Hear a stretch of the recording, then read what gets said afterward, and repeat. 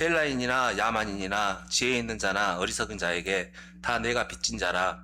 그러므로 나는 할 수 있는 대로 로마에 있는 너희에게도 복음 전하기를 원하노라. 내가 복음을 부끄러워하지 아니하노니 이 복음은 모든 믿는 자에게 구원을 주시는 하나님의 능력이 됨이라. 먼저는 유대인에게요 그리고 헬라인에게로다. 복음에는 하나님의 의가 나타나서 믿음으로 믿음에 이르게 하나니 기록된 바 오직 의인은 믿음으로 말미암아 살리라 함과 같으니라. 아멘. 말씀 제목 같이 한번 해볼까요? 믿음은 복이 아니라 능력입니다.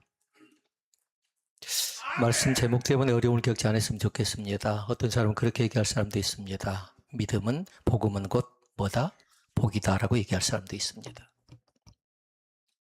믿음은 복이다 라고 얘기할 사람이 있습니다. 그래도 뭐라고 했어요? 복이 아니라 능력입니다. 구원은 한마디로 얘기합니다. 16절 말씀 한번 같이 읽어볼까요? 16절. 복음은 모든 믿는 자들에게 구원을 주시는 능력이 나와 있습니다. 그리고 말씀 제목에다가 여러분이 만약에 기입한다면 뭘 넣어야 돼요? 복음은 복이 아니라 하나님의 능력입니다. 그렇게 정리를 딱 해놓으시라고요. 다시. 복음은 복이 아니라 하나님의 능력입니다.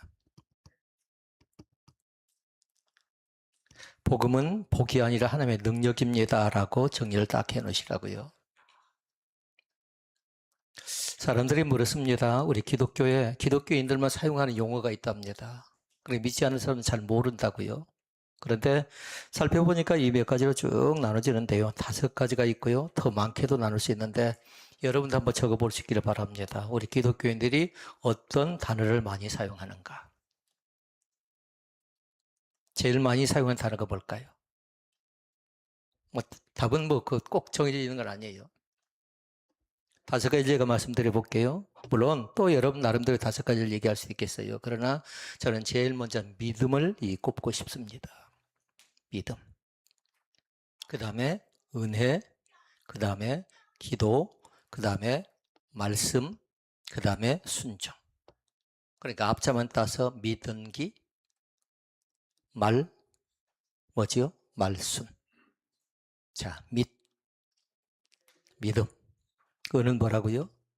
은혜, 기는 기도, 그 다음에 말은 말씀, 순은 순종입니다. 그래, 이 5가지는 믿지 않는 사람들도 저 사람이 기독교인이구나. 저 단어를 많이 사용하면 기독교인을 알 수 있다고요. 그리고 오늘 나는 과연 이 단어를 얼마나 많이 쓰는가 잘 보라고요. 믿음도 있고 은혜도 있고 세 번째 뭐지요? 기도도 있고 그 다음에 말씀도 있고 그 다음에 순종도 있고. 그러나 그 외의 것들도 많이 있다고. 오늘 말씀 제목에서 찾는다면 뭐가 있나요 또? 복도 있답니다. 그러니까 이 시간 복에 대한 정리를 다시 하고 복이 문제가 아니라 복음 자체는 복이 아니라 뭐라고 했죠? 하나님의 능력입니다 라고 먼저 정리를 딱 해놓으시라고요. 그래 여러분은 이번 한 주간 동안 계속 그것만 고백하는 거예요. 복음은 복이 아니라 하나님의 능력입니다 라고 생각하면서 로마서 1장 16절 말씀을 잘 기억하라고요. 대체 그 말씀이 뭔가? 오늘 이 말씀 자체가 우리의 귓가에 들려졌으면 좋겠고요. 이 말씀이 우리의 마음판에 꼭 새겨졌으면 좋겠습니다. 전도를 하는 사람들에게 물어봤더니 그렇게 얘기합니다. 전도를 어떻게 합니까? 물어봤더니 믿지 않는 사람들에게 그렇게 설명을 합니다. 뭐라고 설명을 하냐면요. 제일 먼저 뭐라고 할까요? 복 받습니다. 교회를 다니면 뭐 받는데요? 복 받습니다. 그러면 또 얘기합니다. 하나님께 당신을 복 주실 것입니다. 라고 얘기합니다. 전도할 때 사용한 얘기예요. 틀린가요? 맞은가요? 우리가 그렇게 사용했습니다. 틀린 얘기 아닙니다. 그런데 오늘은 한마디로 얘기하면 그 복에 대한 개념에서 벗어나서 능력까지 나갔으면 좋겠다라는 거예요. 처음엔 그렇게 얘기할 수 있답니다. 복 받습니다. 바로 하나님께서 복을 주실 것입니다. 기도하면 반드시 하나님께 좋은 길로 인도하실 것입니다. 라는 것을 처음엔 그렇게 설명할 수 있는데 그러나 차근차근 시간이 지나면서 그렇게 국한시켜서는 안 된다는 겁니다. 성경에 하나님의 복이 있습니다. 어떻게 설명을 하냐면요. 하나님은 우리의 필요를 다 보시고 삶을 온전히 돌보아 주십니다. 막힌 길도 어떻게 하던가요? 열어주시고 회복도 허락해 주실 것을 믿습니다. 여기까지도 아는 사람이 있는데 여기까지도 모른다면요. 그러나 신앙을 다시 한번 정립을 딱 해보라고요. 그러나 조심할 것이 있어요. 복음을 한마디로 얘기하면 단순하게 복음으로만 정리해서는 안 된다라는 거예요. 그 뒤에 무엇이 있다고요? 복 뒤에 하나님의 능력이 있다고요. 한번 크게 볼까요? 복음은? 크게 볼까요? 복음은 복이 아니라 하나님의 능력입니다. 그러니까 우리는 지금까지 뭐 했냐면 복 받는 방법만 생각했는데요.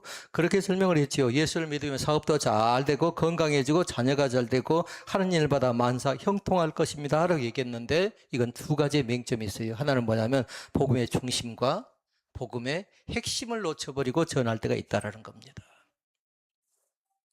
그러니까 앞에 그 틀린 건 아니에요. 복을 받읍시다. 하나님을 잘 믿으면 복 받습니다. 라는 게 틀린 얘기는 아니지만 그러나 중요한 것이 있어요. 우리에게서 복음은 우리의 형편을 해결해 주는 정도가 거기에 그쳐서는 안 된다는 거예요. 성경은 얘기합니다. 죽은 영혼을 살려줍니다. 그러니까 전혀 다른 것이에요. 먹는 것 맛이 입는 것 아니었어요. 죽은 영혼을 살려줄 뿐만 아니라 죄인을 어떻게 하던가요? 죄인을 의롭게 해서 구원시켜 주십니다. 아멘. 그리고 얘기합니다.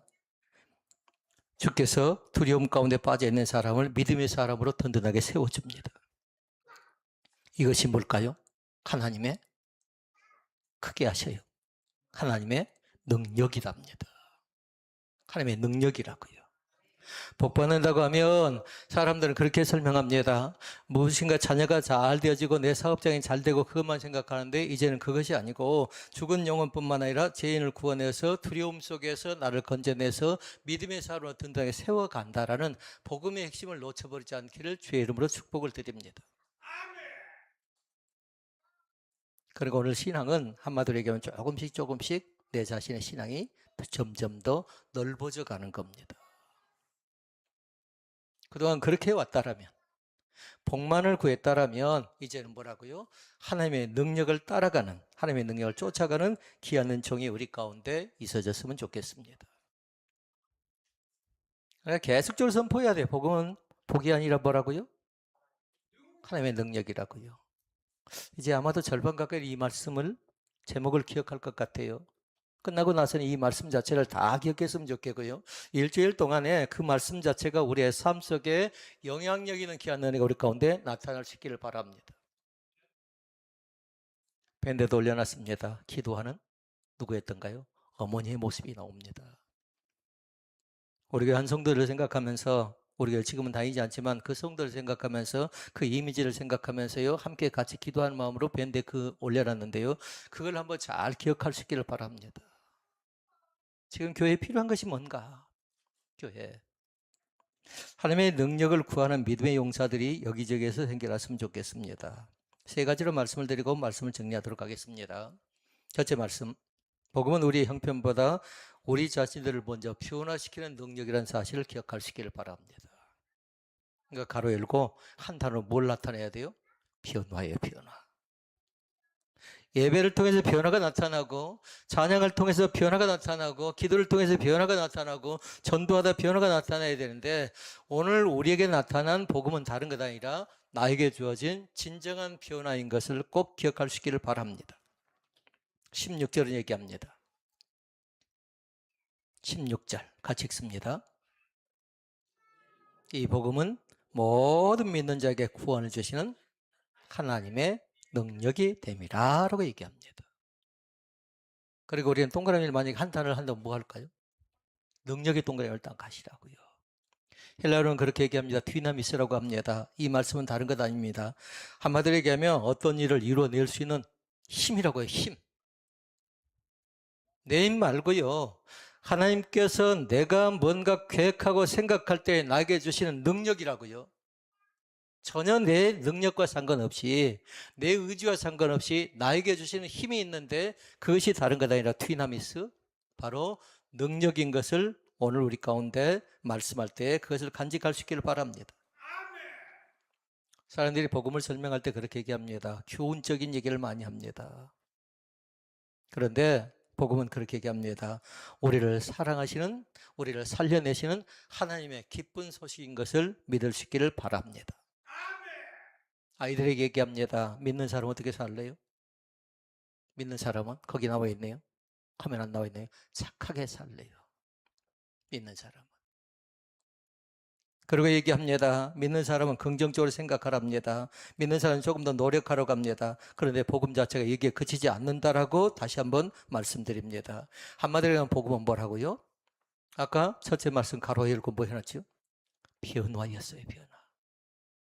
그 복음을 받아들이고 나서 얼만큼 내 자신이 변화되는가를 잘 살펴나갈 수 있기를 바랍니다. 이제 하나님의 몸된 우리 믿음의 성도들의 기도가 조금씩 바뀌어졌으면 좋겠습니다.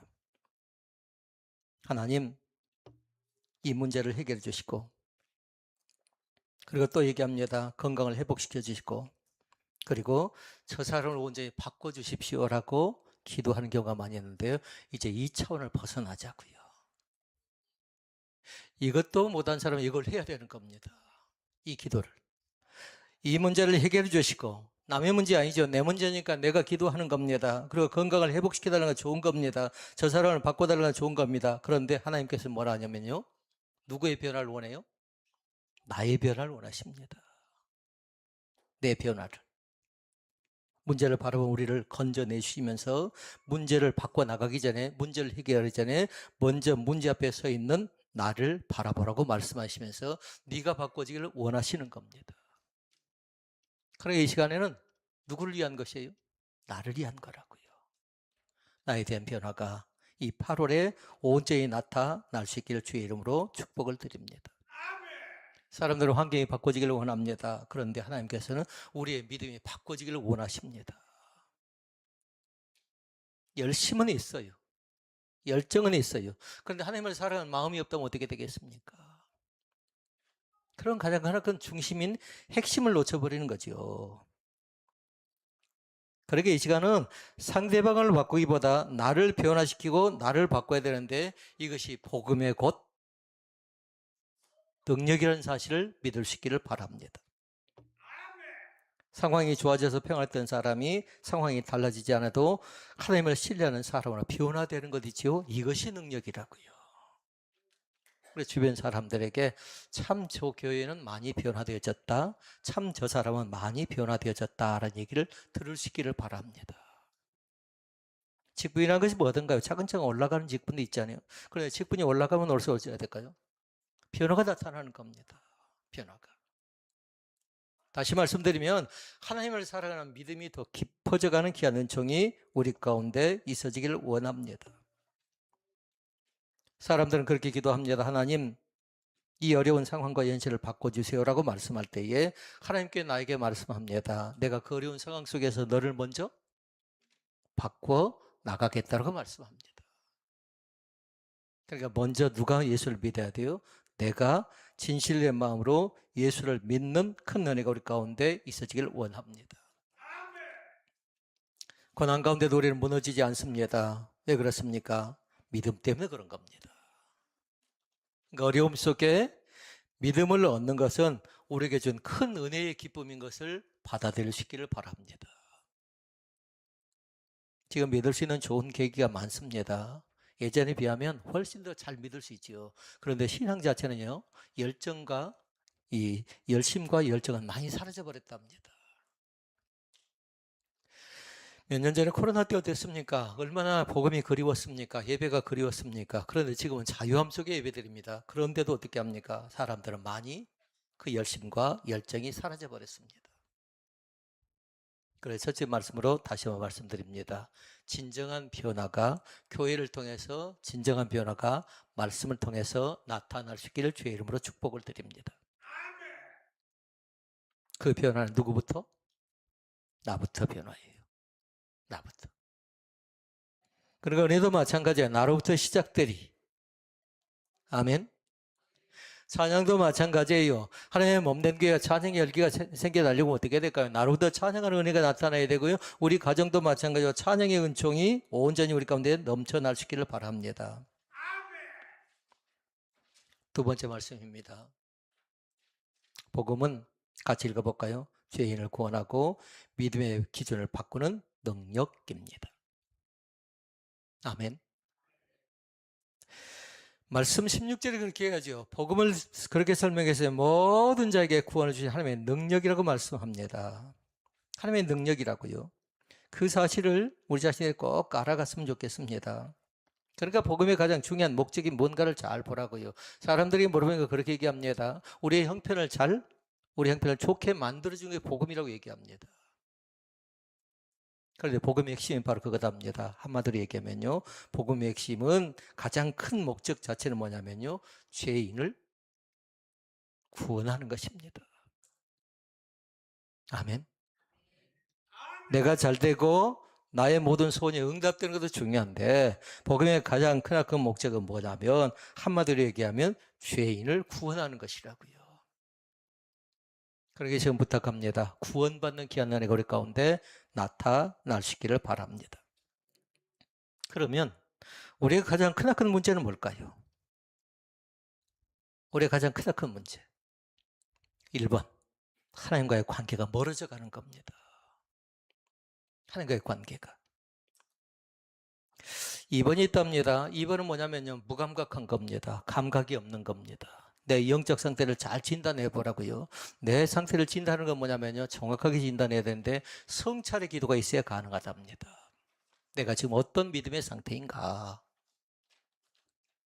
한마디로 영적으로 죽은 상태인가? 영적으로 소생하려고 애를 쓰는 단계인가? 그래서 영적으로 충만한 거 잘 보라고요. 그런데 사람은 반드시 그 사이클을 타게 되어 있어요. 올라갈 때가 있으면 내려갈 때가 있다고요. 신앙의 고점이 있는 거 신앙의 저점이 있다고 했어요. 신앙의 정체가 제일 위험한 겁니다. 그러니까 성경에 차든지 뜨뜻미지근한 신앙이 있다는 얘기죠. 이 시간을 살아가는 성도들이 정확하게 반응할 수 있기를 바랍니다. 아멘 할 땐 아멘 하시고요. 은혜 받았지요? 그리고 감사하지요? 고맙지요? 그러면 고맙다는 표현을 정확하게 할 수 있기를 바랍니다. 그것이 하나님의 은혜랍니다. 질문합니다. 우리 기독교인들이 많이 쓰고 있는 단어가 몇 가지? 5가지 있다고 했죠. 첫째, 믿음. 둘째, 은혜. 그 다음에 기도. 그 다음에 말씀. 그 다음에 순종. 앞자만 따서 믿은기 말순. 이 5가지 잃어버리지 마시라고요. 그리고 또 하나 덧붙였죠. 뭐라고 했죠? 복이라고 해요. 복. 그런데 오늘 말씀은 복음은 복이 아니라 능력이라고 말씀을 선포하고 있는데 그 사실을 꼭 기억할 수 있기를 바랍니다.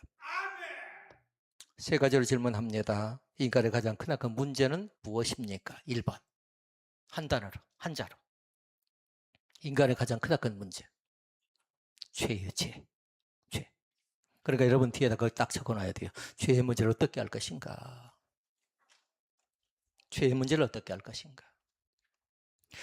두 번째 질문합니다. 우리가 가장 필요한 것이 뭔가를 잘 보라고요. 뭐가 제일 필요할까요? 어떤 사람이 물어보면 그렇게 얘기합니다. 나는 먹는 것이 필요합니다. 나는 집이 필요합니다. 나는 땅이 필요합니다. 얘기합니다. 그런데 우리 믿는 사람에서 가장 필요한 건 뭘까요? 하나님과 나와의 관계 회복이 먼저인 줄로 믿습니다. 따라서 해볼까요? 하나님과 나와의 관계가 회복되기를 바랍니다. 이것이 지금 이 시간에, 지금 이 시대에 가장 필요한 것이라고요. 여기서부터 시작되어져야 된다는 겁니다. 그래야 먹는 것, 마시는 것, 입는 것이 해결되어지는데 하나님과 관계가 멀어져 가지요. 반대로 먹는 것, 마시는 것, 입는 것이 먼저 해결되죠. 그러면 절대로 하나님을 가깝게 섬기지 못한답니다. 3번째 질문해 볼까요? 복음이 주는 가장 크나큰 복은 뭘까요? 복음이 나에게 찾아왔습니다. 그런데 그 복은 나에게 주어진 것인데 그건 다른 것 아니라 나란 사람이 요한복음 1장 12절에 보니까 하나님의 자녀로 살아가는 것이랍니다. 지난 찬송에는 그렇게 얘기했어요. 나 같은 죄인이라고 얘기했지요. 405장 자체가. 나 같은 사람이 구원받는 것이 큰 능력인 것을 믿습니다. 그런데 나를 뭘로 표현했어요? 하나님의 자녀로 불러주시고 인정해 주십니다. 그러니까 세 가지를 잘 정리해야 돼요. 죄의 문제, 하나님과 나와의 바른 관계의 문제, 그리고 하나님의 자녀로 살아가는 것. 이것이 곧 뭐든가요? 이것이 바로 믿음으로 의롭게 되는 것이고 믿음으로 살아가는 것이랍니다. 이것을 다른 말로 얘기하면 구원을 주신 하나님의 능력인 줄로 믿습니다. 내가 일을 할 때에 내 힘이 아니라고요. 하나님이 주신 힘이라고요. 디나밋이라고 했어요. 나에게 주신 능력이라고요. 능력. 전혀 생각하지 않는 가운데 나에게 능력이 주어질 때가 있어요. 가능성이 없다고 해요. 세상 사람들은. 의술로 가능성이 없다고 얘기합니다. 그런데 뭐냐면요. 그 가능성을 나에게 주는 것이 하나님의 특별한 은혜인데 그것이 하나님의 큰 능력인 것을 이 시간 마음속에 새길 수 있기를 바랍니다. 로마서 1장 17절에 얘기합니다. 복음에는 하나님의 의가 나타나서 같이 읽어볼까요? 믿음으로 믿음에 이르게 한다라고 얘기합니다. 믿음으로 믿음에 이르게 한다고 얘기합니다. 그러니까 사람들이 착한 행동을 하고 노력을 하고 그러면 뭔가 잘 되질 거라고 생각합니다. 그런다 예수 그리스도를 믿는 믿음으로 의롭게 된다는 사실을 저 말씀을 통해서 다시 한번 잘 함송하라고요. 내가 의롭게 되는 건 내 노력이 아니라는 거예요. 나의 열정이 아니라는 겁니다. 믿음으로 의롭게 된다는 사실을 꼭 고백할 수 있기를 바랍니다. 성공 중요하고요. 출세 중요하고 또 실패했을 때 얼마나 사람이 힘들고 어려운가요. 그건 다른 것 때문에 그런 것도 아닙니다. 저 사람이 나를 어떻게 볼까? 사람에 대한 평가 때문에 그런 겁니다. 사람의 평가. 때로는 두렵답니다. 숨는답니다. 그런데 뭐냐면요. 하나님 우리를 평가하지 않고요. 하나님께서 우리 가운데 보시는 건 뭐냐면 우리의 가치를 훨씬 더 중요하게 생각합니다. 우리의 가치 자체를요. 한마디로 얘기하면 우리는 어떤 사람이냐면요. 믿음으로 살아가는 사람이라고요. 하나님의 자녀라고요. 죄인 된 신분이 바꿔졌다고요. 이제는 구원받은 사람인 것을 믿습니다. 그러니까 신분이 완전히 바꿔져 버렸어요. 사도 바울 예를 들어볼까요? 사도 바울 한마디로 얘기하면 핍박자예요. 그런데 하나님을 만나고 나서 어떻게 한가요? 그 자신이 구원자로 바꿔진 것을 믿습니다. 다시 말씀드리면 핍박자가 사명자가 되었다는 겁니다. 이게 큰 은혜죠. 오늘도 믿음으로 살아갈 수 있기를 바랍니다.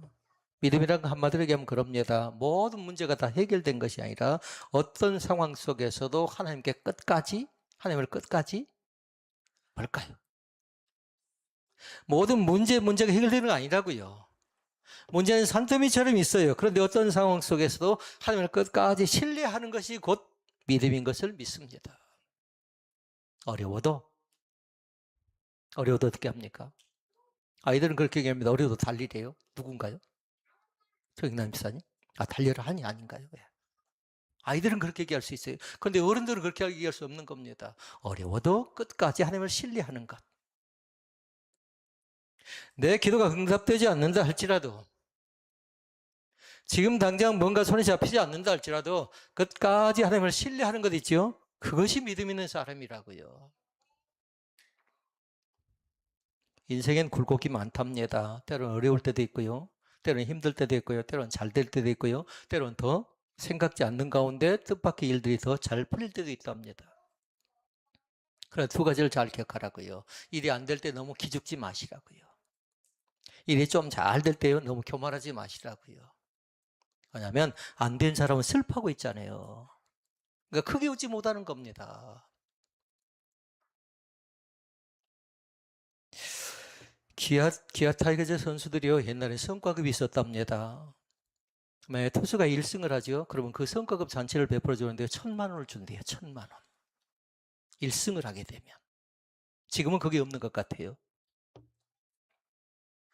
1,000만 원을 주죠. 그러면 그 1,000만 원 혼자 다 가지 않는답니다. 누구하고 나눌까요? 사인을 해준 포수하고 나눈답니다.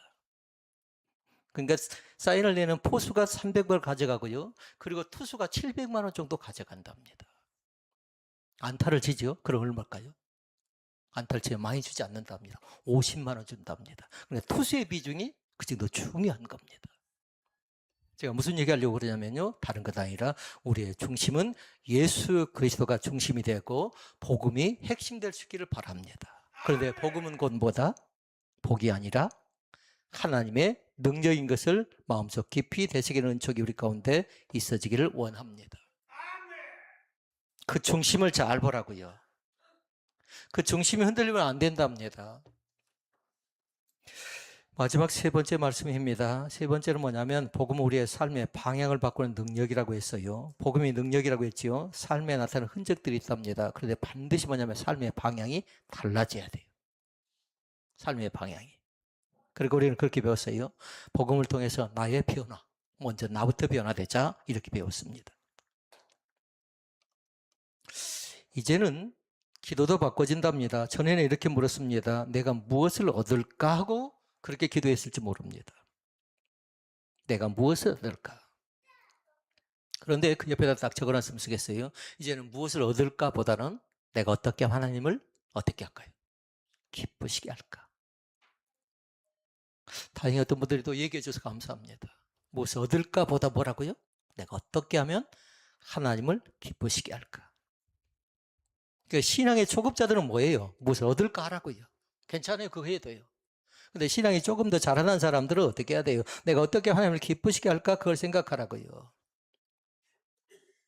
또 우리가 이렇게 기도합니다. 사람들이 나를 어떻게 물어볼까? 사람들이 어떻게 나를 볼까? 그렇게 생각합니다. 그런데 뭐냐면요. 사람들 생각하지 말고 하나님은 이 사실 앞에서 나를 어떻게 평가하고 나를 어떻게 격려하고 지지하실 것인가를 바라볼 수 있기를 바랍니다. 사람들이 어떻게 나를 평가할까? 하나님께 그렇게 말씀합니다. 하나님은 우리 가운데 그리스도인답게 살아가기를 원하십니다. 그러니까 전혀 다른 방향이죠. 또 우리는 그렇게 기도합니다. 내가 손해보지는 않을까라 생각합니다. 그런데 뭐냐면요. 그걸 어떻게 바꿔야 되냐면 내가 받은 은혜는 무엇일까를 생각해 보라고요. 그러니까 찬양 그렇게 얘기했어요. 받은 은혜는 어떻게 하래요? 헤아려 보래요. 그리고 은혜의 종류는 여러 가지가 있는데 두 가지를 잘 기억하라. 받은 은혜도 있답니다. 1번 받은 은혜. 근데 그것을 모르죠. 그럼 그 다음 단계가 올 수가 없답니다. 하나님은 틀림없이 나에게 주었습니다. 어떤 사람은 산에 올라가서 그렇게 찬양합니다. 주 하나님 지으신 모든 세계 하면서 하나님을 찬양합니다. 그게 받은 은혜예요. 가서 보니까 물이 좋답니다. 공기가 좋답니다. 하늘을 보고 찬양합니다. 그런 사람들에게 주신 것이 있답니다. 받은 은혜가 있다면 또 하나님께서 예비하신 주실 은혜가 있어요. 오늘 사랑하는 성도들이 한 가지도 놓치지 마시고요. 모든 우리 믿음의 사람들이 받아 누리는 귀한 은혜가 우리 가운데 있어지길 원합니다.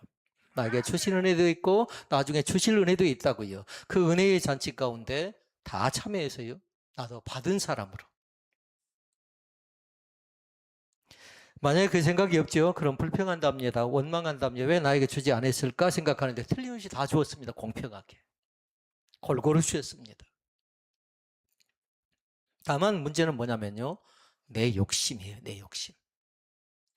혹시 이 시간에 욕심이 뭐냐고 물어보면 여러분 뭐라고 얘기하시겠습니까? 욕심. 성격적으로 접근해 볼까요? 욕심이 뭔가요? 한마디로 얘기하면 욕심이 잉태한 즉 죄를 낳고 죄가 장성하여 사망을 낳는다고 했죠. 욕심은 곧 뭐다? 죄입니다. 죄. 그래서 나에게 뭐가 있다고요? 욕심이 있어요. 찬양해 보니까요. 어떤 찬양이었냐면 주만이라는 찬양이 있어요. 혹시 기억난가요? 주만이. 아신대요. 주만이. 주님만이. 그런데 믿음 없는 사람은 뭘까요? 그 앞에 주가 바꿔져 버렸어요. 뭘로 바꿨을까요? 나로 바꿔졌어요. 이제 우리 사는 성도들이 나만이에서 주만이로 바꾸라고요. 지금 바꿔야 돼요. 만약에 망설이고 또 두려워하고 이것저것 기웃거리죠. 절대 안 됩니다. 왜냐하면 시간이 계속해서 기다려주지 않습니다. 나가 아니라 주님이 대체 하나님의 몸된 교회를, 주님이 대체 나의 환경과 여건 상황을 어떻게 역전시켜 나갈 것인가 잘 생각해 보면서요, 역전의 주인공이 될 수 있기를 바랍니다. 오늘 말씀을 정리합니다. 16절에 그렇게 얘기합니다. 내가 복음을 부끄러워하지 않는답니다. 사도 바울 신앙 고백이에요. 우리 사랑하는 성도 여러분에게 묻겠습니다. 복음을 부끄러워하지 않을 자신이 있습니까? 그런데 사도 바울은 어떻게 합니까? 복음에 굉장히 부끄러운 사람이에요. 왜냐하면 복음을 전하다 어떻게 합니까? 매를 맞습니다. 복음을 전하다 감옥에 가기도 합니다. 사람들의 오해를 받았습니다. 생명의 위협까지 당했습니다. 그런데 사도 바울은 뭐라고 고백했어요? 복음을 부끄러워하지 않는다고 얘기합니다.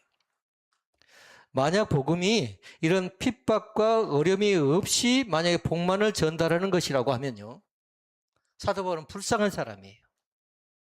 그런데 복음 뒤에 뭐가 있다고요? 능력이 있다고요.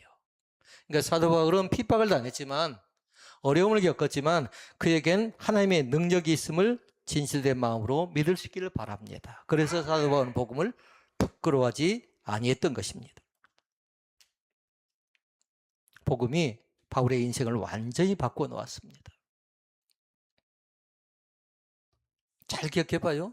바울이 복음의 인생을 바꾸어 놓았습니다. 이 시간에 하나님께 나의 인생을 바꾸어 놓았습니다. 그걸 한 단어로 피어나라고 해요. 피어나는 누구로부터? 나로부터 시작됩니다. 그리고 오늘 말씀은 한마디로 얘기하면 복음은 복이 아니라 능력이라고 했죠. 그 능력은 구원의 능력인데 하나님께서 나에게 주신 은혜인 것을 마음속에 새길 수 있기를 바랍니다.